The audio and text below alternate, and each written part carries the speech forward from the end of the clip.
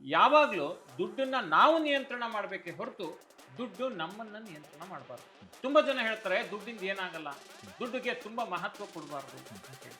ಆದ್ರೆ ಯಾರಾದ್ರೂ ಆ ರೀತಿ ದುಡ್ಡಿಗೆ ಮಹತ್ವ ಕೊಡಬೇಡಿ, ಅದು ದುಡ್ಡಿಂದ ಏನೂ ಆಗಲ್ಲ ಅಂತ ಹೇಳಿದ್ರೆ ಅವರು ಅರ್ಧ ಸತ್ಯ ಹೇಳ್ತಿದ್ದಾರೆ ಅಥವಾ ಸುಳ್ಳು ಹೇಳ್ತಿದ್ದಾರೆ ಅಂತ ಹೇಳಿ ನಾವು ಹೇಳ್ಬೋದು. ನೋಡಿ, ದುಡ್ಡಿಂದ ಎಲ್ಲಾ ಸಮಸ್ಯೆಗೂ ಸೊಲ್ಯೂಷನ್ ಸಿಗದೆ ಹೋಗ್ಬೋದು, ಆದ್ರೆ ಬಹಳಷ್ಟು ಸಮಸ್ಯೆಗಳಿಗೆ ಮೂಲ ಕಾರಣ ದುಡ್ಡು ಆಗಿರುತ್ತೆ. ಇದನ್ನ ನಾವು ಅರ್ಥ ಮಾಡ್ಕೋಬೇಕು.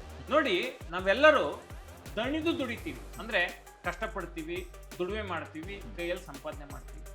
ಆದ್ರೆ ಆ ರೀತಿ ದಣಿಯದೇ ಕೂಡ ದುಡಿಯೋದನ್ನ ಕಲಿತಾಗ ಮಾತ್ರ ನಾವು ಆರ್ಥಿಕವಾಗಿ ಪ್ರಗತಿಯನ್ನು ಕಾಣಬಹುದು. ನಮ್ಮ ದೇಶದಲ್ಲಿ ಈ ಸಾಕ್ಷರತೆ ಅಂದ್ರೆ ಓದಕ್ಕೆ ಬರೆಯಕ್ಕೆ ಬರುವಂತವ್ರ ಪ್ರಮಾಣ ಆಲ್ಮೋಸ್ಟ್ 76-77% ಇದೆ.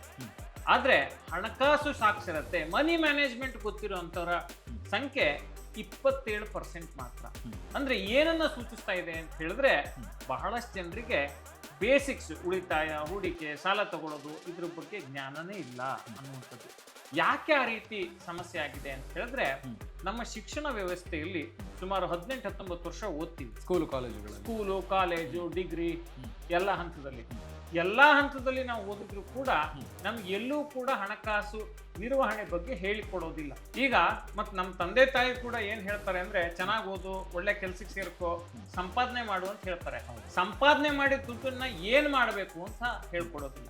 ಹಾಗಾಗಿ ತುಂಬಾ ಮುಖ್ಯ ಏನಪ್ಪಾ ಅಂತ ಹೇಳಿದ್ರೆ, ನೀವು ಮನಿ ಮ್ಯಾನೇಜ್ಮೆಂಟ್ ನ ಬೇಸಿಕ್ಸ್ ಅನ್ನ ತಿಳ್ಕೊಳ್ಳೇಬೇಕು. ಇದನ್ನ ಪ್ರತಿಯೊಬ್ಬರು ನಾವು ಅರ್ಥ ಮಾಡ್ಕೋಬೇಕು.